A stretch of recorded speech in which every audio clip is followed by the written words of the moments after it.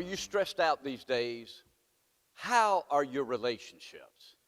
I believe all of us could use a little improvement on our relationships. I'm really burdened for the family, especially marriages. In fact, did you know in the state of Georgia that 1 out of 1.7 marriages end in divorce? But did you know this? Harvard did a study, and they concluded only 1 out of 1,105 marriage couples that prayed together, read their Bible together, and went to church together, only 1 ended in divorce. You can see if you put Jesus first in your relationships, it makes all the difference in the world. And speaking of relationships, I want to share with you, beginning tonight, in a series of lessons together concerning medicine for the marriage, building healthy relationships. As a pastor for the last, full-time pastor, by the way, for the last 30 years, I've had the privilege of meeting with hundreds of marriage couples and doing quite a bit of marriage counseling, premarital counseling, as well as families. And I'm really passionate about this subject. And not only that, but I've been married almost 40 years, coming up, to God be the glory, this coming July. Have you heard of this? Cow hugging. That's right, not tree hugging, cow hugging. It's a big fad now. Speaking of relationships, do you know why people are paying big money to hug a cow? We're told that cows' body temperature is slightly higher than a human temperature. Speaking of stress, and the cow's heart rate is somewhat slower than the normal human rate. Therefore, people are paying, get this, $75 an hour to hug a cow. Have you hugged your cow lately? Well, I want to talk with you for a moment about how you can lower your blood pressure as well. Somebody said, how can I raise my children without raising my blood pressure? We're going to talk about it. This is an interesting article. So we're going to focus on five vitamins for healthy relationships. My daughter, we've got a 31-year-old daughter and a 34-year-old son. My daughter laughs at me. I carry around a vitamin box. It's just a little bitty old container. It's got vitamins in it. I take vitamins occasionally, and I don't know if you do or not, but we're going to be talking about how to take some spiritual vitamins, I think, that will help you in your relationships. Do you know the Bible has a lot to say about husbands and wives? Paul wrote, for example, in the book of Ephesians, chapter 5. He tells the church of Ephesus and us today, he gives some admonition and gives us the key to fulfilling these God-given responsibilities.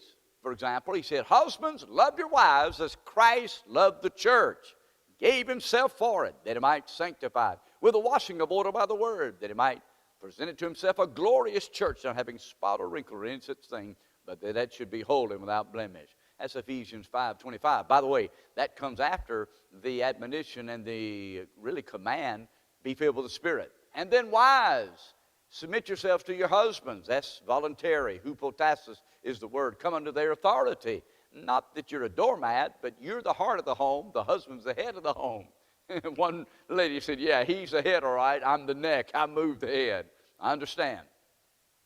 But anyway, and then verse 33 of chapter 5, Paul, led by the Holy Spirit, said, wives, see that she reverence her husband. So there's a lot to be said in the Bible in concerning love. Not only marital love, but the love between a father and a son, a father and a daughter, parents and children, and even friendship love. Love is the greatest thing. 1 Corinthians 13 says, faith, hope, and love, the greatest of these is love.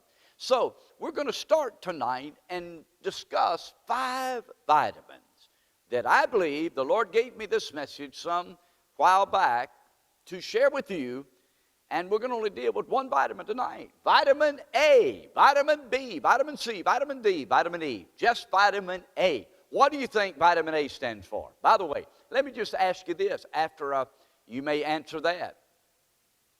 From a scale of 0 to 10, what would you rate your marriage? You know what, I ask that question to men and ladies that I have the privilege of traveling and preaching, and here's what they'll say. Men say, right off the bat, 7 or 8? And the wife, I'll say, what would you say your marriage scale is? 0 to 10. I'll say maybe 3, 4. Well, how can we build healthy relationships? Vitamin A. You know what vitamin A stands for? Did anybody guess affection? That's exactly what it stands for. Affection. Everybody wants to be loved. God's got the greatest love. The Bible teaches that he that loveth not knoweth not God, for God is love. 1 John chapter 4, verse number 8. And God's great love for us enables us to love each other. Affection, by the way, does not necessarily mean an intimate type of picture, although we think of that when we hear the word affection. Rather, affection can be, cards, calls, text messages, and flowers. You got to be careful now. If your wife's not used to you bringing flowers home and you bring them home, she's liable to faint. I'm just kind of being a little bit humorous there. But affection, do you know that we're told by the medical world 10 hugs a day help keep the marriage counselor away? And not only, really the medical world acknowledges, listen, hugging lowers the blood pressure. Back to the cow hugging, right? No, really, literally.